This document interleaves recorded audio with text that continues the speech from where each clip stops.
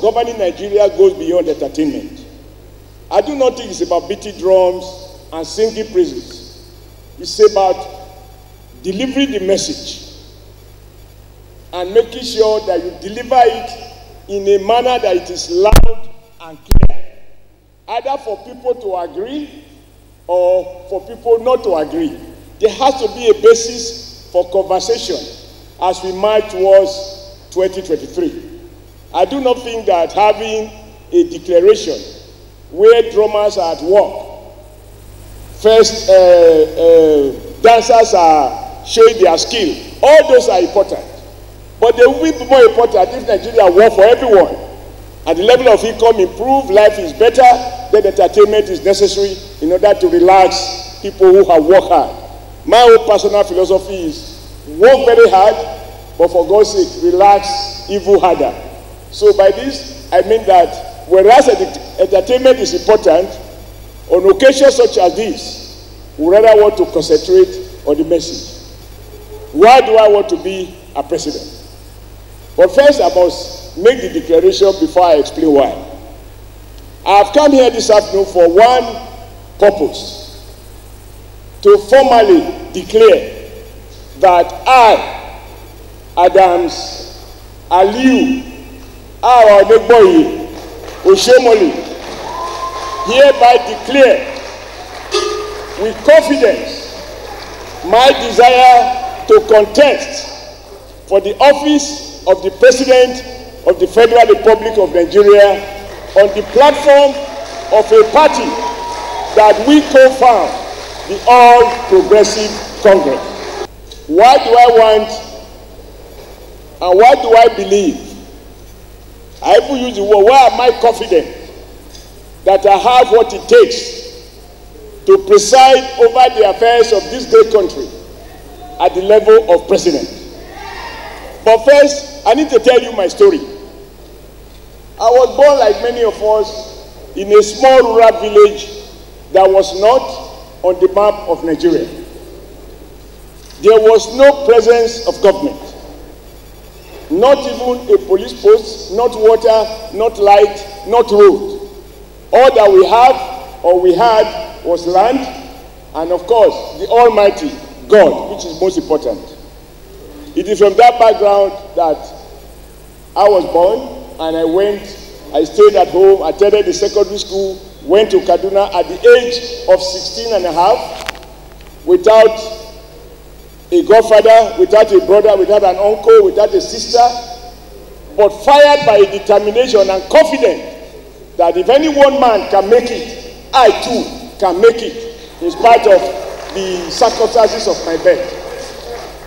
And I worked in Kaduna in a textile factory, which was the vision, the result of a vision of Sir Ahmadu Bello, the Sadana of Sokoto, who argued, not just argued, who saw the need for Nigeria to add value to its primary products. And that is how Kaduna Textiles was established, Arewa Textile was established, among others. And I found a job at Arewa Textiles. I worked as a daily paid worker, 5 shillings and 3 pence a day. If you don't come to work, no pay. It's not something to be argued. And I do remember that on my first day, my supervisor, just looking at my size, dismissed me instantly that I was not capable of doing the job that they had to do. I saw the abuse of economic power. But I was also lucky that we had in the system a personnel manager who insisted that the look of a man tells no story about his ability or capacity, and I shall be allowed to go and do my job. In fact, according to him, he said, men are not equal. Let him do according to his strength. That is the beginning of my story. And I work in a textile factory where 4,000 Nigerians were employed. About 85% of these are from northern Nigeria, and over time they found me worthy to be elected as a local union leader. I became a local union chairman and organizing secretary for Textile Workers Union, and I rose to become a deputy national secretary, I ended up as General Secretary of the Textile Workers Union all over Nigeria. There is something that you should take note of. That I was born in Edo State, and I choose to live in Kaduna without knowing anybody. And I got elected in the textile factory. And I was being elected and re-elected and re-elected until I became the General Secretary. There is no textile factory in my state of origin, which is Edo State. Now that tells a story of a Nigeria in which people accepted you, supported you on the basis of who you are, the content of your character, not your accident or bad place, not your religion. So when they say, who are you? They speak it to your character. They speak it to your value, your capacity. And that is the Nigeria that took me to Kaduna. And I am proud to say that whatever I am today and whatever I shall be, thanks to Sir Ahmadu Bello, who established those textile factories without which I wouldn't have been employed, and I wouldn't have been a union leader, I wouldn't have been the General Secretary, I wouldn't have been President of Nigeria Labour Congress, and definitely I wouldn't have been Governor of Edo State.